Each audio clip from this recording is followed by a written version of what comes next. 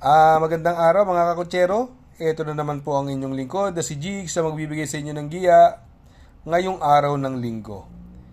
Ngayon po ay September 20, 2025, no? Malapit na ang October, no? Meron po tayong 7 magagandang karera. Ngayon po gaganapin ang 2025 Pilracom Sampaguita Stakes Race, no? At ulitin ko po itong aking giya ay purely review and analysis ko lamang at walang halong information. Simulan na po natin.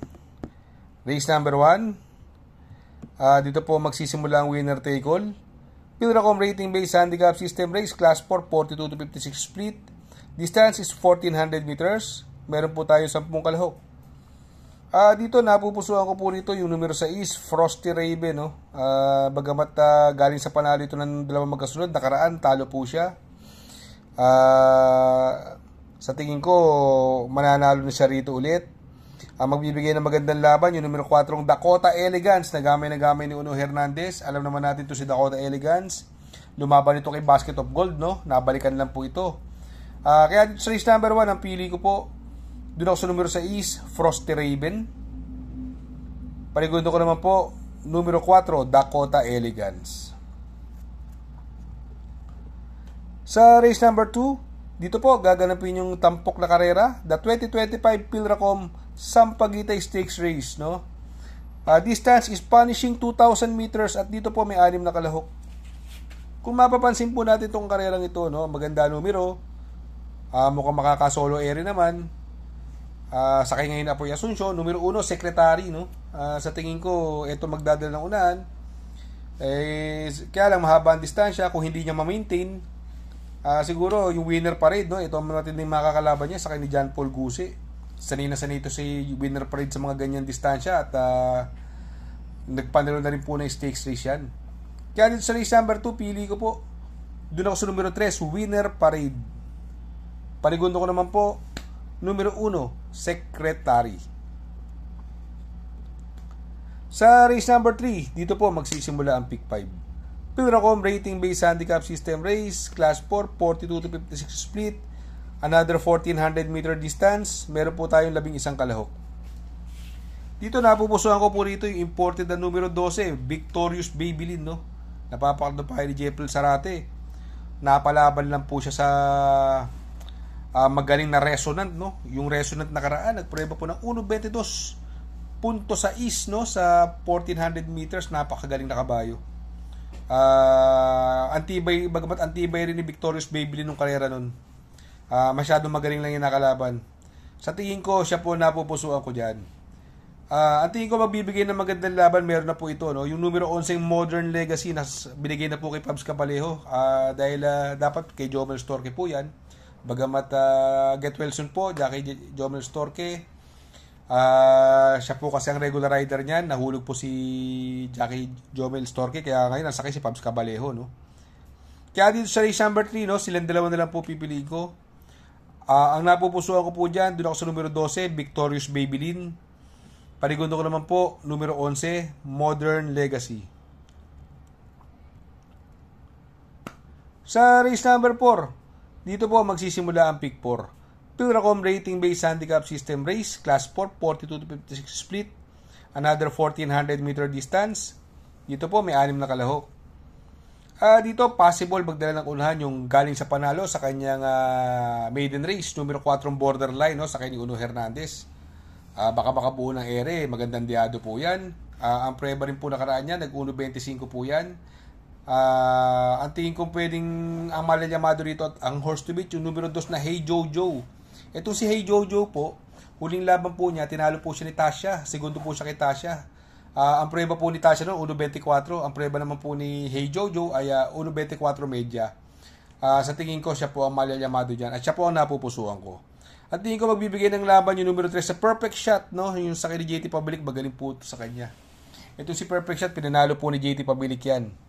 Kila Doña Leon siya. Impresibo rin po ang panalo, no? Kaya dito sa race number 4, ang pili ko po, doon ako sa numero 2, Hey Jojo. Panigundo ko naman po, numero 3, Perfect Shot. At isasama ko po, baka makabuo ng ere, Pandiado, numero 4, Borderline. Sa race number 5, Pilracom rating based handicap system race, class 4, 42 to 56 split, another 1400 meter distance. Meron po tayong 7 kalahok. Dito maraming mabilis. Andiyan si Lucky Hilda, The Kiss, Catch in the Cradle, Brown Missile, no? Na possible na magbigay ng tulay, no? Sa isang imported. Yung numero 3 sa si Glenna Moon, no? Sa kay ni John Paul Guse.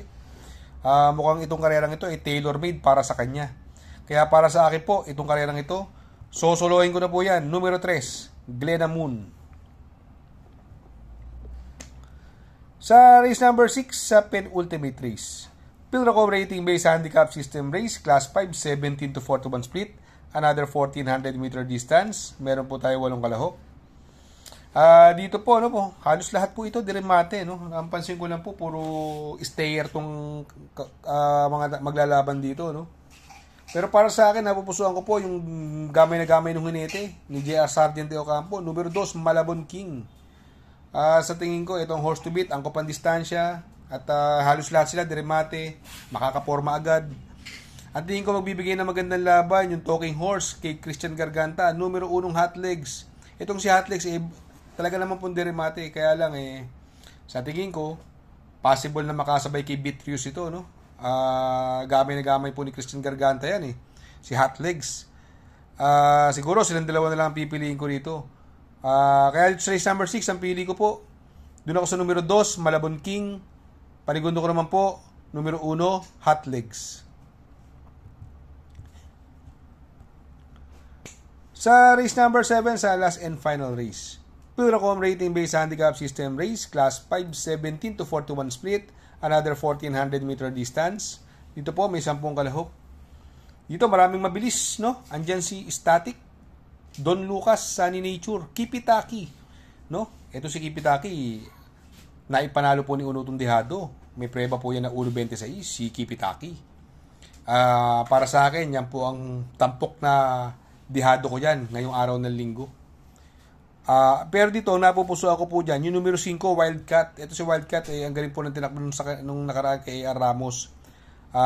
Ang tingin ko magbibigay ng magandang laban yung numero 1, Queen Ella, na dating Diboka, pinareremate ng O'Neal Cortez, si Queen Ella. At syempre, isasama natin yung pandihado natin, tulad sinabi ko kanina, yung numero 8, Kipitaki. Kaya dito sa race number 7, ang pili ko po, doon ako sa numero 5, Wildcat. Panigundo ko naman po, numero 1, Queen Ella, at isasama ko po pandiyado, numero 8, Kipitaki. Mega shoutout, no? Mega shoutout kay Kabatch, kay schoolmate, classmate ko sa MIT, si paring Raymond Moreno. Happy birthday, pare. Mega shoutout, paring Raymond Moreno. Happy birthday. Shoutout nga pala kay Sir Pax ng Barkadahan OTV. Located po siya sa 1139 New Antipolo Street, Corner Vargas. Malapit lang po sa Abad Santos, yung bagong ginawang tulay. Very convenient and attentive po ang mga tao. Pwede po kayong mag-EB at party while betting on racing. Shout out kay Sir Arnel Mendoza. Please support his channel. Shout out po Sir Arnel Mendoza. Good luck mga kakutsero. Sana po matapat ang ating giya at yung mga nakasunod, sana po ay magsitama po kayo. Ako yung makikiusap lamang at makikisuyo sa inyo na please like, share, subscribe, and hit the notification bell para update kayo sa aking mga giya. Good luck po and happy racing.